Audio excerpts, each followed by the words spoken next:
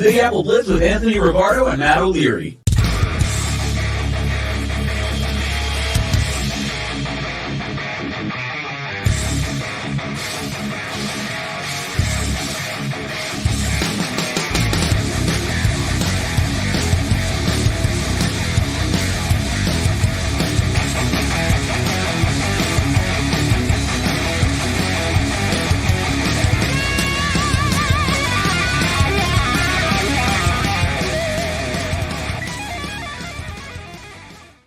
Hello and welcome into another episode of Big Apple Blitz. What is going on? I am Matt O'Leary, joined as always by my co-host Anthony Rivardo. Anthony, what is going on, my friend?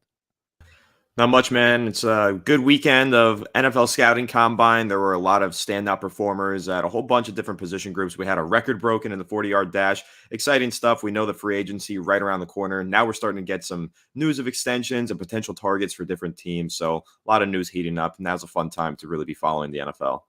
Absolutely. Things you just love to see. The NFL combine rumors galore coming out. So we'll get into some of the prospects. We want to hit on the offensive line in particular because a need for both these teams. And then kind of just rumors and storylines to come out from this past week. As you mentioned, interest in potential free agent options for both sides. Some quotes from Darren Waller and some quotes from Joe Douglas. So we'll get into all that. But as we said, let's get it started with the offensive line combine results, because it's very obvious the Jets are going to be potentially interested in an offensive lineman at pick number 10. And I know you were just telling me before we got started here, you have a lot of Giant fans who keep bringing up the name Joe Alt. So we got some offensive linemen to talk about. Yeah, and if we're talking about Joe Alt, what I'll say is that I think this kid is spectacular and is going to be an instant impact starter wherever he gets drafted to. He kind of does remind me of a player so high profile like Rashawn Slater when he was drafted and immediately was just one of the best tackles in the NFL. I think Joe Alt is that good. And he kind of proved that this weekend at the combine. The athletic testing numbers were phenomenal. The measurements were perfect. Like, he looks like he's built to be a franchise offensive tackle in the NFL. But Giants fans keep bringing him up because, of course, you know, the Giants right tackle Evan Neal has not been good, has really been terrible. Probably replacing him this offseason, need a new starting right tackle. But I want to get it out of the way and say Joe Alt is not a right tackle. The Giants are not going to draft Joe Alt. They don't need to. They already have a good left tackle, a great left tackle in Andrew Thomas. Joe Alt has never played on the right side of the line. He's always been a starting left tackle for Notre Dame. Drafting him and moving him over to the right side is probably just going to be another disaster situation like it was for Evan Neal. And honestly, at this combine, while Joe Alt was super impressive in every drill, when they had him switch his stance and line up and do a little bit of the right tackle practice work, I thought he looked a little bit uncomfortable. Again, kind of reemphasizing to me that, yes, the Giants might have the opportunity to draft him while he's on the board at number 6 overall. I still don't think that they should, despite the fact that I think he has all-pro potential in the NFL. Yeah, I totally get that. And that's a good point to bring up too, because, you know, we talk a lot about, these offensive linemen, and it's just, okay, well, all you have to do is just, switch them over to the other side of the line. But it's so much easier said than done in practice. It's rare that someone is able to do it and have success right away. But for, someone in particular like Joe Alt, to me, I understand why so many Giants fans would be like, oh, perfect, you just get the best offensive lineman in the class. But as you said, it's not that easy. But number two, so at the end of last week, we talk about combine rumors. The Tennessee Titans are a team at pick 7 who most often than not in these mock drafts, everyone without thinking just goes, okay, offensive tackle to Tennessee makes sense. And that's where I think Joe Alt has a chance to go. But supposedly, there's some steam that they might go with the playmaker instead, whether it's a Brock Bowers or one of these wide receivers in the top 10. And if they do that, now you have the Jets side of it, who they're sitting at pick 10. Would they either, one, try to move up a couple spots and maybe get Joe Alt if he's starting to fall a little bit? Or number two, is there a path to where he falls to number 10? I think that's extremely unlikely, but that was also a big talking point this weekend, as well, as many Jet fans are still trying to hold out hope for this Joe Alt to the Jets dream. Honestly, if you asked me a week or two ago, I would have said no chance. Keep dreaming. But now I'm like, okay, keep dreaming because there is a chance. I really think that the Titans GM kind of getting on that, kind of getting excited about talking about these playmakers and saying we want to add more speed. He compared what he wants to do here in Tennessee to what the Miami Dolphins have been doing. He was emphasizing speed, speed, speed. Like we want playmakers that are fast, can stretch the field. We want running backs that are fast. Like that's what he was looking for. And that doesn't scream to me Joe Alt. I mean, yeah, he's got plenty of speed for an offensive lineman, but it Sure. really screamed to me that they were looking at playmakers and guys who can fly. And maybe that's more so he's looking round 2. He's trying to hint that Xavier Worthy and some of those other speedsters in the receiver class are who he's looking at. But I really think that the vibe I was getting from the Tennessee Titans GM was maybe you guys all think that we're going offensive lineman. We haven't totally decided that just yet. It could be smokescreen season too. Like this is the exact time of year where you're trying to, get people to, go off course of what you're trying to, portray the direction that you're going to go. Alt would be a phenomenal ad. That would be extremely exciting, but he wasn't really, I mean, obviously he's impressive, but there were other offensive linemen who I thought were extremely impressive as well. One of those guys will pull up their RAS score stuff. Olu Fashanu, projected to be an early pick in this draft, a 9.49 RAS score, good height and weight, great vertical, broad jump, 40 was good. All the shorter splits, 20-yard and 10-yard, were good. Although Olu, if I'm not mistaken, he got a little sore running the 40-yard dash. So something to keep an eye on potentially there, but I don't think that'll hurt his draft stock. To me, I think he's the second best tackle in this class. I'm hoping he's there for the Jets at 10, but there's a world where he's off the board too before the Jets are on the clock. There is a world where he's off the board, but it feels more and more likely lately that he's going to fall. I see him moving down in a lot of mock drafts. I see a lot of people preferring OT3, who we're going to discuss in just a second here, starting to move him up to OT2 and move Olufashanu down to 3. It seems like his draft stock wasn't helped much by this combine, wasn't hurt much either. But I think that other performers stood out more, did more, and just looked more impressive overall in the athletic testing. Despite the really high athletic testing score from Olu Fashanu, it just seems like there were other guys who are kind of flying up the board now, and Fashanu maybe staying put, maybe falling just a little bit. I think that he has a really good chance at being available when the Jets are on the clock. I don't think he's getting picked before then. So then it's just going to become personal preference. Do you prefer Fashanu or do you prefer this next guy that we're about to talk about? Absolutely. Let's bring it up. Talisi Fuaga of Oregon State performed really well. Good height, good weight.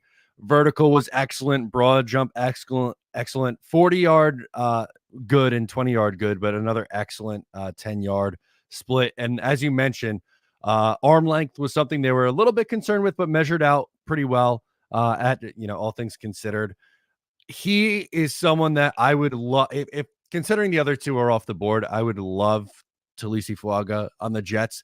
You mentioned the side of the offensive line thing, which I think that comes into play with Fuaga because he's only played right tackle in college. And I think he would be similar to when Tristan Wirfs was drafted a few years ago, where it was okay, like we took this guy in the first round, but he's going to play on the right side of the line for the first couple of years. And granted, Wirfs is a very hard comparison to make because of how great he's been since being in the league, but just in the sense that, probably going to go somewhere in the top 15, I would say, but is more than likely going to start his career on the right side of the line, maybe down the line transitions to left tackle, but man, like he's just a really fun one to watch, in my opinion.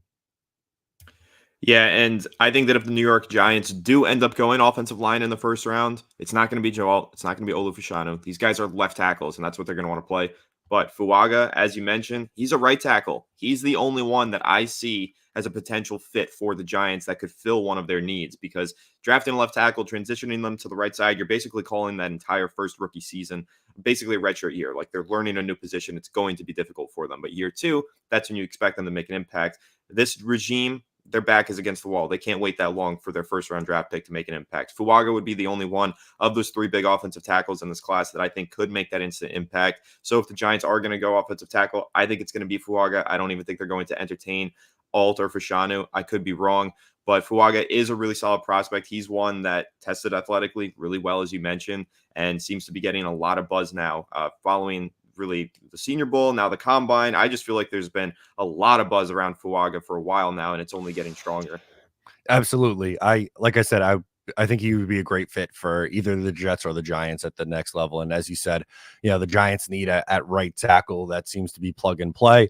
For the Jets, it'll be dependent on what they do in free agency. We're going to get into free agency a little bit later in the show and who they're linked to. And there's a world where if you fill free agent left tackle in that route in free agency, then maybe Fuaga would make the most sense for them at 10. There is one more name that I wanted to bring up just because I think something from his combine really stood out, and that was JC Latham with his measurements. So I'll pull these up on the screen.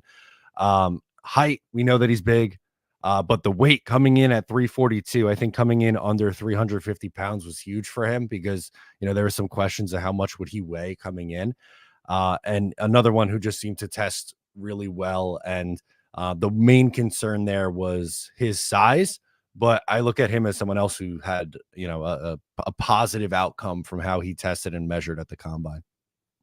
Definitely. I think his size being what it was is a huge positive. I think, like you mentioned there with the weight, one other guy that I would bring up kind of similarly, who maybe did themselves a lot of favors at the combine, Amarius Mims, Georgia, posted an elite athletic score, came in 6'7", 340, ran really fast in the 40-yard dash. There was some reporting about his shuttle times. I guess he didn't actually run the shuttle, but if he did, it was expected to be a really, really quick shuttle.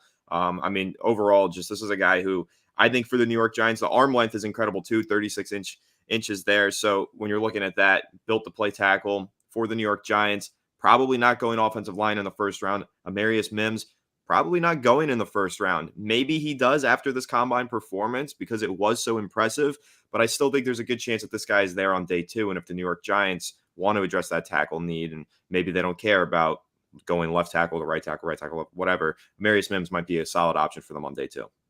Yeah, if he makes it there, I personally think he does go somewhere in the first round because of how well he tested. There are some red flags though, which pushes him down a little bit because he just hasn't played a ton at Georgia. So who knows? Maybe at the NFL isn't as high on him because of that. I think someone takes a chance on him later in the first round because of his athleticism, but that would absolutely be a name to keep an eye on there. But yeah, overall, I would say, really impressive look for the offensive lineman. And if you're in a spot like the Jets are, potentially like the Giants as well, where you need offensive line, this is the draft class where that might be a good thing for you. Yeah, and as we were discussing before we started with the show, it's a great offensive line class in the draft to need offensive linemen. It's a great year to need offensive linemen. It's also in free agency, a lot of great offensive linemen available. So Giants, the Jets, obviously have some big needs up front, have a lot of opportunities to address those needs this offseason. Absolutely. So with that, that's a good spot to transition into one of our next topics, which were free agency links. I had Mike Evans' picture on here, but he was taken off the board earlier this morning as he stays in Tampa Bay.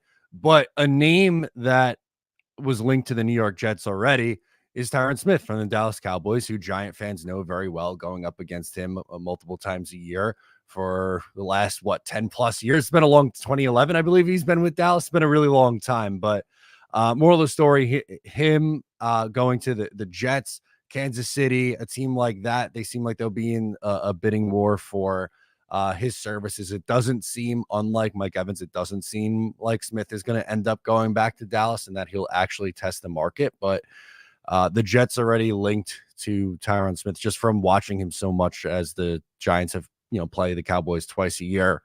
What do you make of him hitting the market, and what kind of player do you view him as?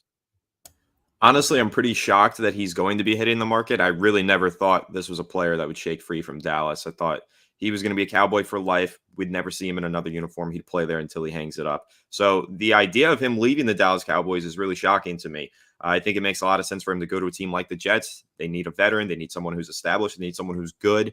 Tyron Smith is still all those things. Yes, he's getting up there in age. He's older. He's still a great offensive tackle.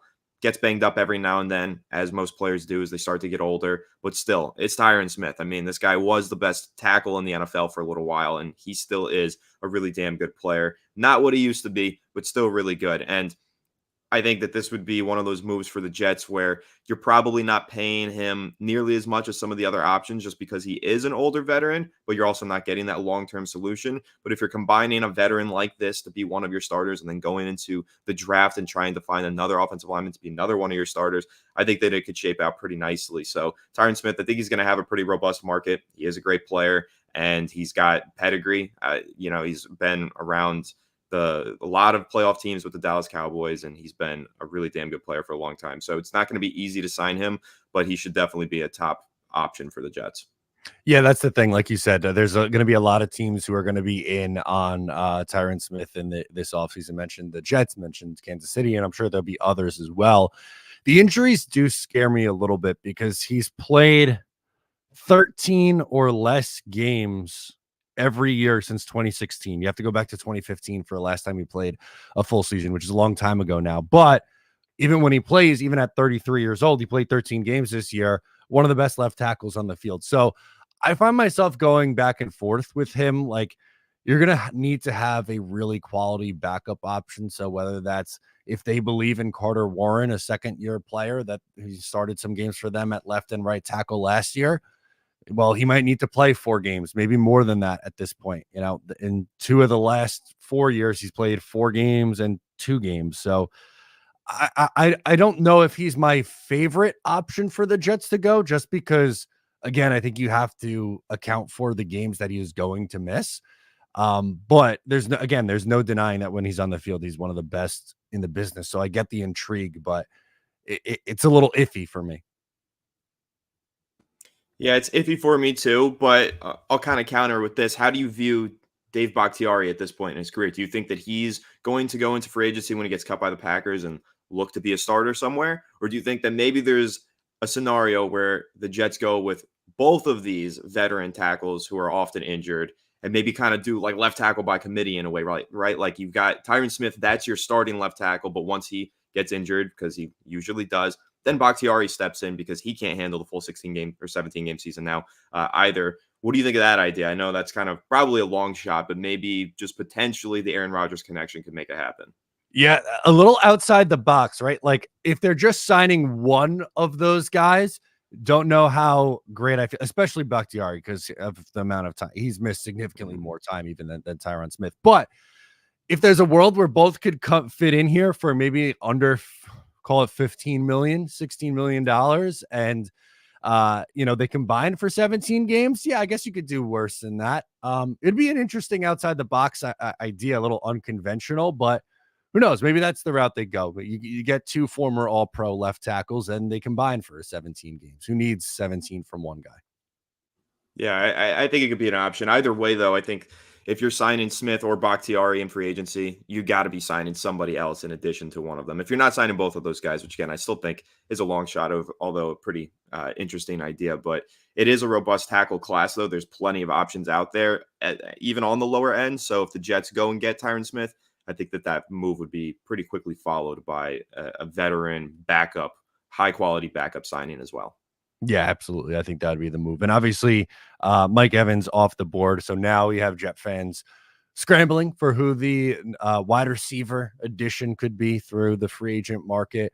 It's a good wide receiver draft class as well, which is nice. Unfortunately, the Jets don't have a second round pick with the Aaron Rodgers trade, but maybe in the 3rd round. I just don't want to see I like half jokingly tweeted about it, but it's also a real scary thought. Like, I don't want to see this team pivot and now go, okay, we're going to sign Valdez Scantling and Odell Beckham, who they were interested in last offseason, and that's going to be our fix at wide receiver, because that would be pretty uninspiring. So I'm nervous to see what they pivot to now at this point.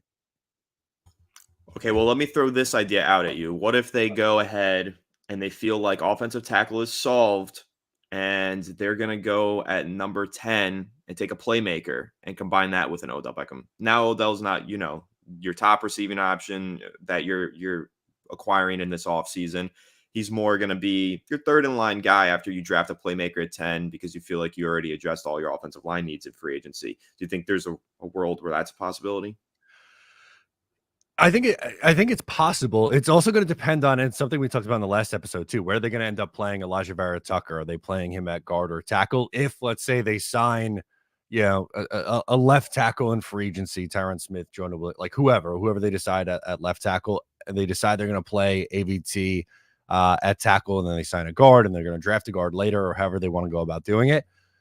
Maybe that's a world where they do it. I would feel a little bit better about it. I would love for the Jets to add or be in a spot where they can add a weapon at pick number 10. Rome Odunze is a name that gets brought up a ton. A lot of people like Brock Bowers a lot. So that would be an interesting way to go about building the roster. And I feel a lot better about him being a number 3 option instead of being a number 2. I don't think he is that anymore.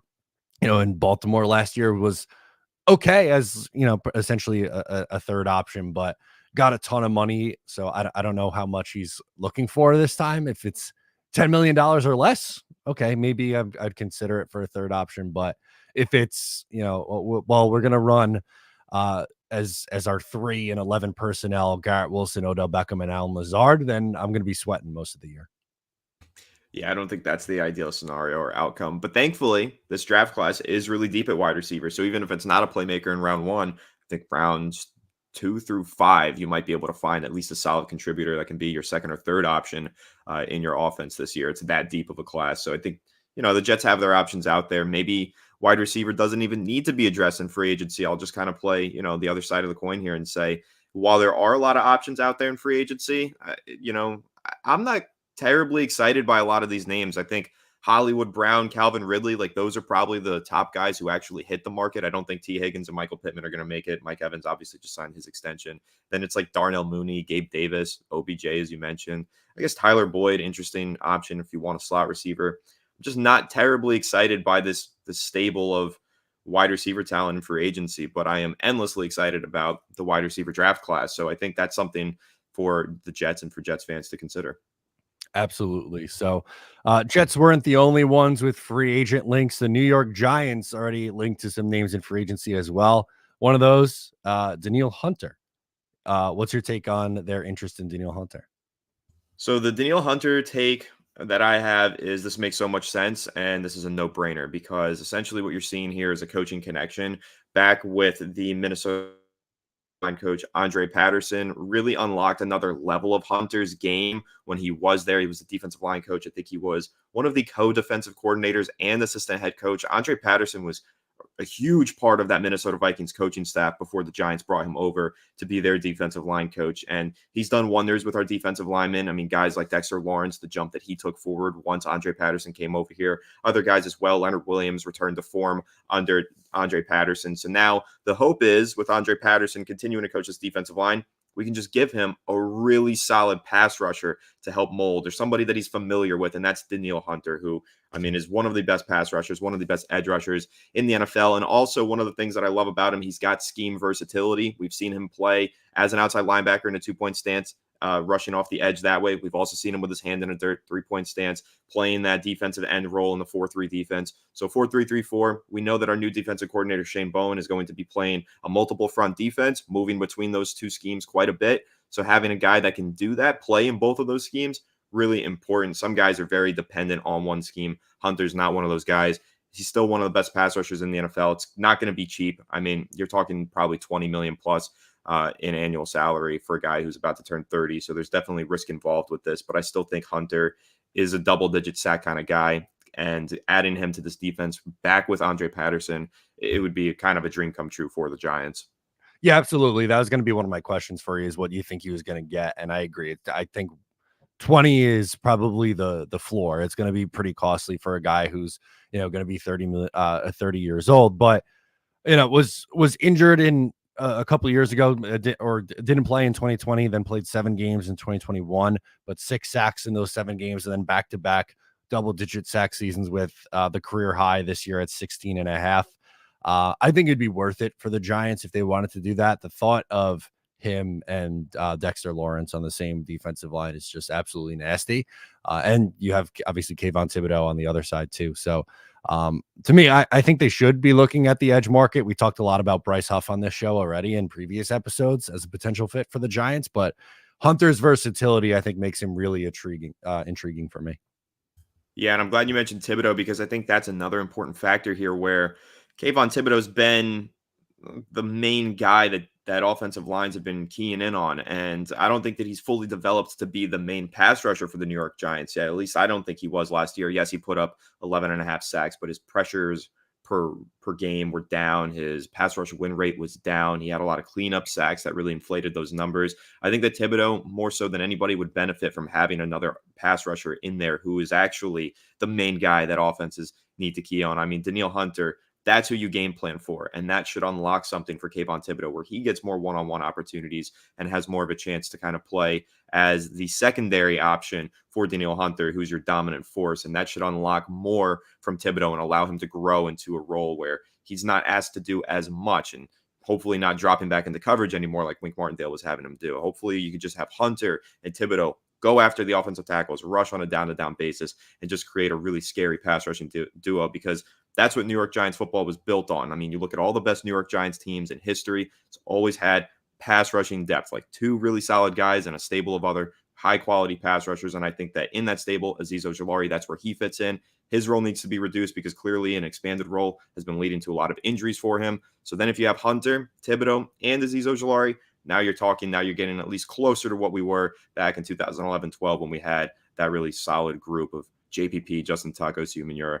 That's how you win in the NFL, having a really good pass rusher. At least that's how the New York Giants have won in the past. And so Danielle Hunter would be a step towards getting back to the classic New York Giants football. Yeah, I couldn't agree more. And you bring up also, I mean, you did earlier anyway, with the connection with or familiarity with the coach, like that really plays a factor as well. So to me, that makes a ton of sense. I would think Hunter's a name to watch for the New York Giants in free agency. Was there any other? I know I have the Hunter on the graphic here, but was there anyone else linked to the Giants this week that you wanted to get into? Yeah, I heard Jonah Jackson from the Detroit Lions, an offensive guard who's been linked to them. I don't know a whole ton about Jonah Jackson. I know he's 27, a former third-round pick, probably getting over $10 million per season in free agency, but a solid player, I think. He's definitely better than anything that the New York Giants have on the interior of their offensive line. So while I don't know a ton about Jonah Jackson, the Giants go after him, I'm going to assume that he is a massive upgrade over whoever we have, and I'll welcome him with open arms as the Giants hopefully finally fix this godforsaken offensive line. Yes, both things Jets and Giants fans can agree on is trying to improve their bottom of the barrel offensive line. So guard is going to be a position of interest in free agency, I think, for both these teams. So keeping a close eye on Jonah Jackson for the New York Giants. I haven't heard any guard names linked to the New York Jets yet, but I'm sure when we talk early next week, that'll start to happen as the tampering period opens Monday and free agency in 9 days. So it's going to be a lot of fun there. I wanted to get into some quotes while we're talking about it's something we hit on already, but the draft depth at some of these key positions. But Joe Douglas, the Jets general manager, was asked at the deadline, or not the deadline, excuse me, at the combine, what his thoughts were on the draft. And he was pretty much going out there saying, like, this is a good draft for our positions of need. And the positions that he brought up were offensive line, wide receiver, and quarterback. Obviously, they have Aaron Rodgers, but a lot of Jet fans have debated whether or not they should take a swing on a mid-round quarterback. And if he is talking about the depth at that position, that leads me to believe anyway that maybe they like someone who's a little bit, not one of the top guys expected to go in the top 10 of this draft class, but maybe there's someone else on day 2 or day 3 they have their eyes on. But do you agree with Joe Douglas's sentiment that it is a strong quarterback, wide receiver, and offensive line draft? Yeah, I think that those are probably the 3 position groups that stand out the most. Quarterback, I mean, there could be like 6 that go in the first round this year. It's pretty wild how much quarterback talent there is. Even if you're talking about one of those guys like a Bo Nix or Michael Penix, obviously they have their red flags, but you could realistically see a team turning one of those guys into a high quality starter. I don't know if those guys are going to be top 10 players at their position, but they can start at the next level. There's a lot of starters in this draft class at quarterback, at wide receiver, like you just mentioned. I mean, that class is like, this looks like one of the best wide receiver classes ever. You don't have to go wide receiver in the first round to land a good wide receiver is what it looks like. So if the Jets do want that playmaker and maybe they go into free agency and they do sign an OBJ type player, maybe they go into the draft and wait until the 2nd, 3rd, 4th rounds and they still land a high quality playmaker who can step in and be an instant impact starter. And then again, on the offensive line. Not only the tackle class, but there's a lot of good guards in this class too. I like Christian Haynes. I like Mahogany out of Boston College. Like there's a lot of really good players just littered throughout this draft class at these positions, which happen to be positions of need for both of these teams. So it's really kind of a perfect scenario here. And that's why when you're looking at the Giants and the Jets, we'll talk about trade ups and potential opportunities to move up in the class. Then you're sacrificing a lot of assets and you're sacrificing picks in those middle rounds. And in such a deep and loaded draft class with so much talent at your positions of need, it's a little bit of a tough bridge to sell when you're talking about trading away picks to move up in the draft, because you know that you can use those picks later to address a lot of your needs. So it's a really exciting draft class. There is a ton of depth. Joe Douglas is 100% right. Those three position groups in particular, a lot of talent to be had. Now, let me ask you this too, because I agree with Joe Douglas's take, by the way. I think you look at wide receivers, there's a ton that I really like. Offensive line, not at just tackle, but guard as well, where you should be able to find starters on day 2 and maybe into early day 3. Quarterbacks we mentioned. But so we talked about trading up potentially for the Giants, but what about at the Jets at 10, who don't have a second round pick? Any thoughts on moving back, getting an offensive lineman a little bit later, or wide receiver, whatever, and then getting a second round pick to then take a swing on one of the other positions that they reference, whether quarterback, wide receiver, offensive tackle? What would you think about that idea for the Jets? I think that's an exciting idea and a good one because, like we've been saying, I mean, especially in that second round, I think that there's going to be wide receivers.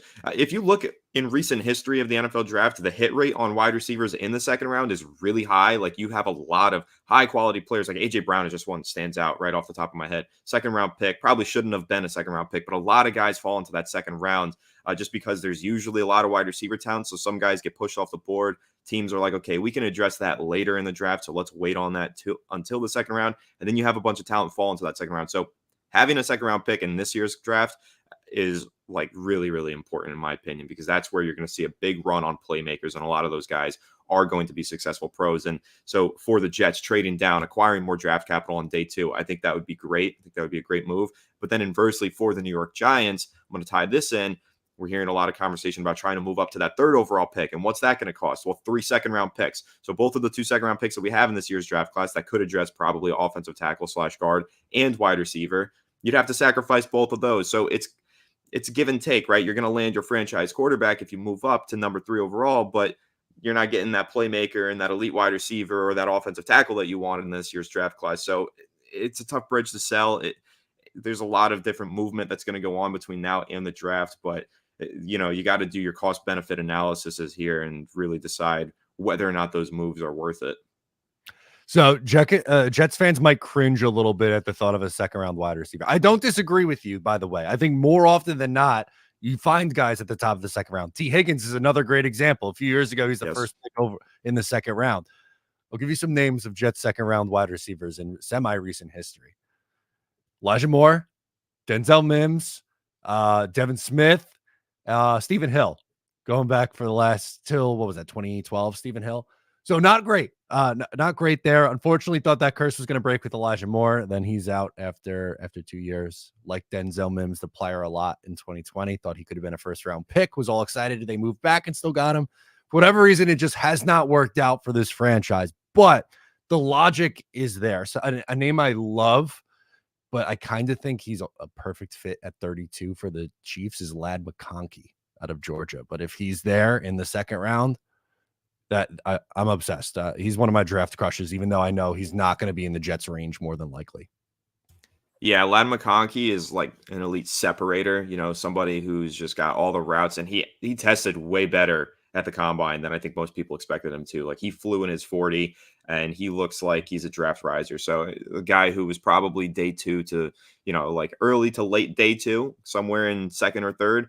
Now you're talking late day 1, early day 2. That guy's not going to last long. So I don't think that he's going to be on the board for the Jets. Maybe at number 39 for the Giants. The only thing is I'm not sure how he fits into the Giants offensive scheme necessarily. I think they kind of need somebody who's more of that boundary X wide receiver, kind of a big guy like another draft riser, A.D. Mitchell, Texas. He's also someone who I think might go in the back end of the first round, whereas a couple of weeks ago I thought probably going to be there in the second round for the Giants. If he's there at number 39, though, and the Giants haven't traded away that second round pick, I think he's going to be a top target. And, but the list goes on and on. Like those are two guys that we're naming off the top of our heads. We can probably name another like 5 receivers that are going to be there on day 2 that both of these teams are going to want to, get their hands on. Absolutely. And a ton of other risers. I mean, this going back a little bit, but Roman Wilson's another name too from it. He had a great Senior Bowl. So there's going to be a lot more of the story. There's a lot of options. Jets don't have a second rounder. We'll see if they move back or try to get creative. I don't, again, we'll see, but Giants with I'm a little envious. A 6th overall pick and 2 second rounders to take swings on in this draft class is going to be really nice if they keep them. Yeah, it's going to be real nice. And hopefully they keep them. Hopefully they can find a way to keep them and still get their franchise quarterback. We're still hearing a lot of conflicting rumors about J.J. McCarthy now. Apparently he's moving up the boards over Jaden Daniels is one rumor that I saw today. Jaden Daniels, a week ago, I heard was moving up the boards over Drake May. So what I will say about this quarterback class is every year I feel like we hear about quarterbacks going 1, 2, 3, and every year something happens and one of those guys falls a little bit. So I don't think the Giants getting their quarterback at 6 is necessarily out of the equation, but more likely than not, they are going to have to sacrifice some of those assets in the middle rounds if they want to get their franchise quarterback, which has been reportedly the worst kept secret at the draft is the Giants trying to trade up for a quarterback. So we'll see what happens, but I'd really love to hold on to those second round picks this year just because of how much talent is going to be available in that round. Okay, I got one for you. Ready? All so right. wide receiver at 6. We'll say Malik Neighbors falls to the Giants at 6. Bo Nix, you are a New York Giant. Your thoughts? So my take on Bo Nix is that I think he's a solid pro at the next level. I think he's going to have a long NFL career and just be like a quality, decent player, but he's not going to be much more value added to the Giants than a healthy Daniel Jones, because while I think that his floor is high, he's going to have a solid NFL career, his ceiling is not high, and that's what the New York Giants need to find. So I wouldn't even entertain it personally. If you're not getting one of those guys that you think could be a franchise quarterback, you don't need a quarterback if you're the Giants. You need to find the next guy to mold for Brian Dable to say, hey, this guy's got the tools and traits to be my version of Josh Allen in New York. Like, that's what we're looking for. If we can't find that, then there's just no point. You just stick with Daniel Jones and you hope that him and his injuries, they don't bother him and he somehow is able to help this team win games. That's what you're hoping for. Bo Nix, personally, I like him. I think that he's going to step into the right situation and be the right quarterback for that situation. The Giants just are not that situation. It doesn't make sense for me. No, yeah, he's not elevating anybody, but if he goes in the right spot, baby, that was half tongue in cheek, but wanted to get your take on Bo Nix as a potential option for the Giants. Let's close with this. What's going on with Darren Waller, man? Talking about that he contemplated retirement, unsure about his future. See, is he playing for the Giants this year? We think. I'm not sure because we got initial report from the New York Post said Darren Waller is not retiring. None of you knew that he was contemplating it, but apparently he was. And apparently he's staying with the team 2024. And then like 6 hours later, the New York Post said, update to our original report.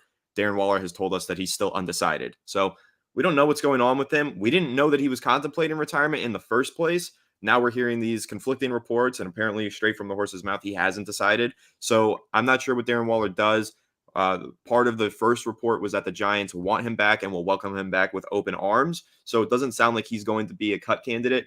Just kind of to circle back around to our last episode that we did about potential cut candidates, Mark Lewinsky was cut. So we were right on that one. Another check mark on Big Apple Blitz's scorecard. But then Darren Waller being one of those guys that we thought was a maybe, sounds like the Giants want to keep him. It's just whether or not he wants to be here. So I have no idea what's going on, but I guess we'll find out shortly. Yeah, that's a really strange one, right? Like, and we talked about it when you brought him up as a potential cut candidate. I totally hear you that like they probably could find a cheaper replacement. He doesn't stay on the field a lot. After what they gave up for him last year, I feel like if he wants to play, I think he's going to end up being here. But I don't know what. Like, if you asked me 2 weeks ago if I thought Darren Waller was going to play for the Giants this year, I'd been like, yeah, absolutely. Like, I think he's gonna play, and that's gonna be it. But I don't know anymore. To me, it seems like that maybe he is going to actually retire. And then what would your pivot point be? Are you good with Daniel Bellinger, tight end 1? I don't mind Daniel Bellinger as tight end 1. I mean, he was pretty much tight end 1 2022 when we went to the playoffs, and I think he scored in that playoff game, though he scored a number of touchdowns that season, even had a rushing touchdown. He actually proved to be a pretty dynamic playmaker in that offense. Obviously, suffered an orbital injury, like fractured his eye socket or something that derailed his development just a little bit. But I like Bellinger. I think Daniel Bellinger is a good player.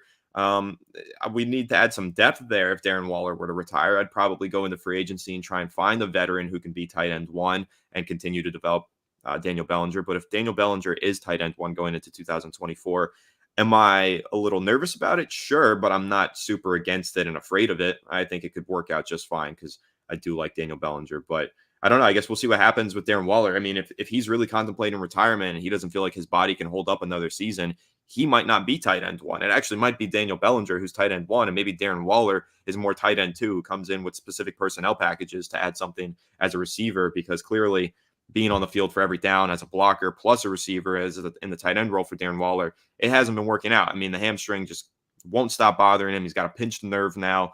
The injuries are definitely piling up for this guy. So I actually think there's a world that exists where Darren Waller remains with the Giants and Daniel Bellinger is tight end one anyway. Ooh, okay. That's a little spicy, but I like that. I'm not against Bellinger. I think he could be okay in a bigger role. Mm-hmm. Yeah, I think he's a solid player. Yeah, there we go. So it's going to be interesting because, as we said, new league year starting very, very soon. The links are going to continue as the legal tampering period could, begin on Monday. There's been, this past week of everyone in the world at the combine. Even Robert Saleh finally made it down to the combine for like 18 hours. He was in Indy, but meeting with the offensive linemen. So I'm excited, man. I'm sure when we talk again on Thursday, there's going to get even more info and rumors and links for both the Jets and the Giants here.